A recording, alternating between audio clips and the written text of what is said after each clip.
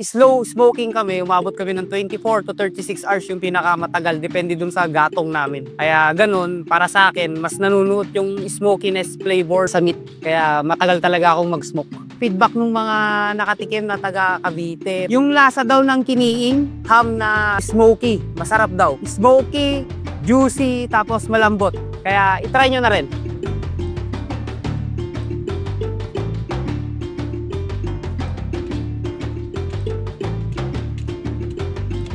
Yung gamit namin na meat, payo sa akin ng mga barkada kong gumagawa niyan, yung batok ng baboy. Kasi perfect daw yun na combination kasi yung fat niya saka yung purong meat, saktong-sakto. Mas lalo sa panggisa sa bahay, sa mga gulay-gulay, yun kasi talaga yung ginagamit nila. Mas favorite. Ngayon, ginagamit namin siya dito. Ginagawa namin siyang sisig. Yun, natanggap yun ng taga Cavite. Masarap daw. Tapos, ngayon, yung may mga nagre-request dito, kasi may pinikpikan kami, pinalagyan nila ng kiniing. Kaya yung ibang mga buyer, yung mga customers namin, nag-ano na rin sila. Pinikpikan, tapos pinapalagyan nila ng kiniing. Natanggap nila yung lasa.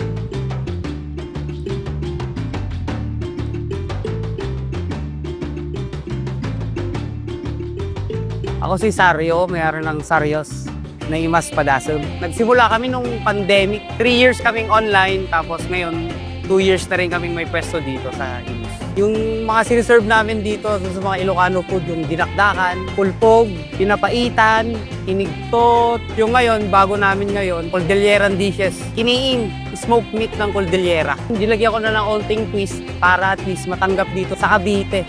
Kasi ang original nun, asim lang, maalat na maalat. Ngayon, ginawa ka namin dito, nilagyan namin ng additional na pampalasa, katulad ng garlic, saka paminta, para at least mas ma-enhance yung flavor, para matanggap dito sa South yung pagkain ng Cordilleran.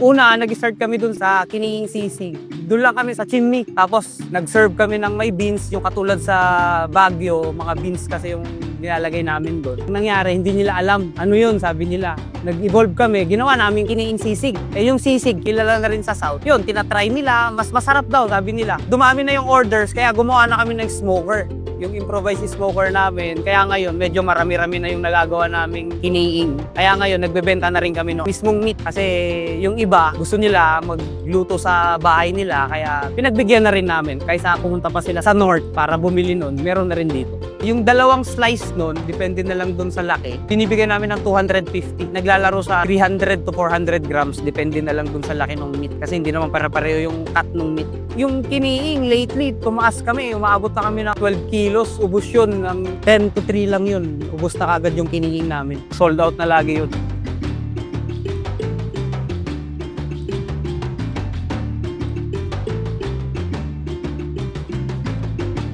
Naisip namin yon kasi 15 years na ako dito as of now sa Cavite. Yung 10 years ko dito, wala kami makainan ng... Siyempre, namimiss namin yung pagkain sa Norte. Pag minsan, uwi pa kami ng Baguio kasi nandun yung parents ko. Dati, every week nga kami dun eh. Gusto namin yung pinikpikan, uwi kami. Nung nag-pandemic, wala na. Kami na nagluto dito.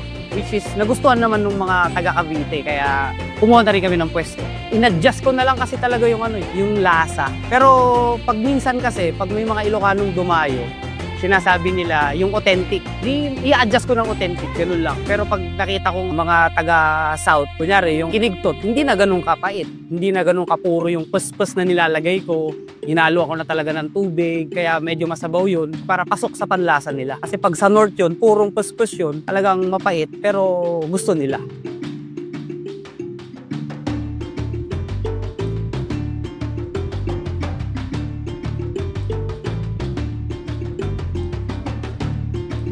Meron kaming ata-ata for special request. Tapos kung may available na mga materyales namin dyan. Kasi mahirap kunin dito sa Cavite. Pero pag meron, mag-request kayo, isa-serve namin. Mas lalo yung mga taga-North. Yung ata kasi sa Ilocano, yun yung raw. Ang gamit namin dito, baka kasi wala kaming makuhang kalabaw. Pero mas masarap yun para sa akin. Yung cara beef, yun yung pinaka-the best na ginagawang ata-ata. Hihiwain mo lang yung raw meat, tapos sasawsaw mo dun sa puspus, tapos bigyan mo na ng asin. O kaya sili. Pag minsan yung iba, kalamansi para matanggal onti yung amoy ng puspus. Tapos sibuyas. Go na!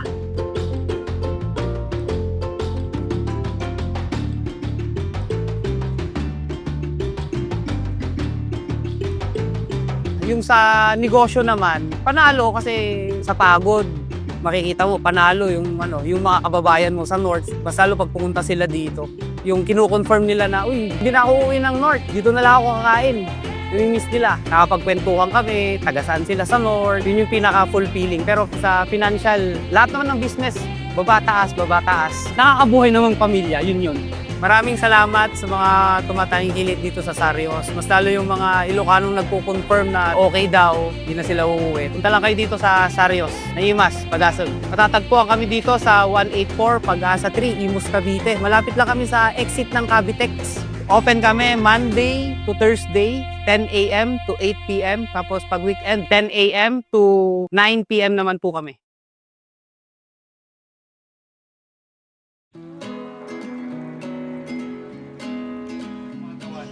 Ito yung perfect part.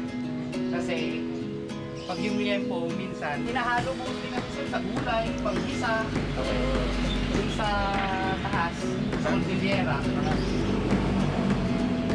Pag-isa-isa namin ng gulay, lalagay sa beans. Maraming nagsasabi. Yung original, syempre nag-adjust tayo ng konti kasi may business side. Yes. Bakit? Dahil gumagamit ka.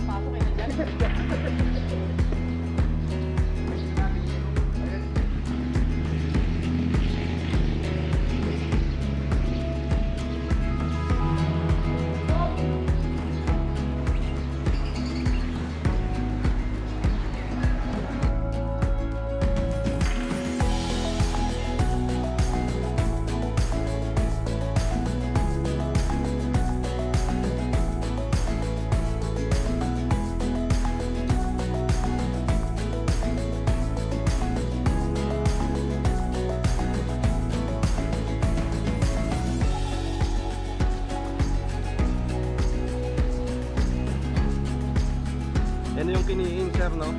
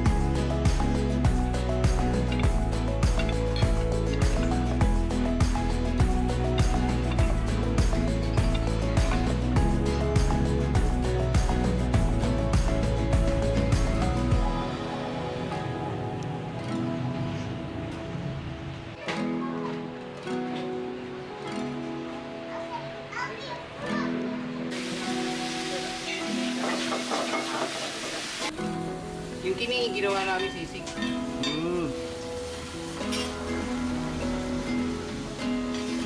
Sobrang smoke niyan, sir. Okay. Ito yung unang introduce namin dito sa Cavite ng kini. Ito nung una ayaw talaga nila. Yung ginawa namin sisig, ito lang nila. Kasi pag-share sa kanila yung kini.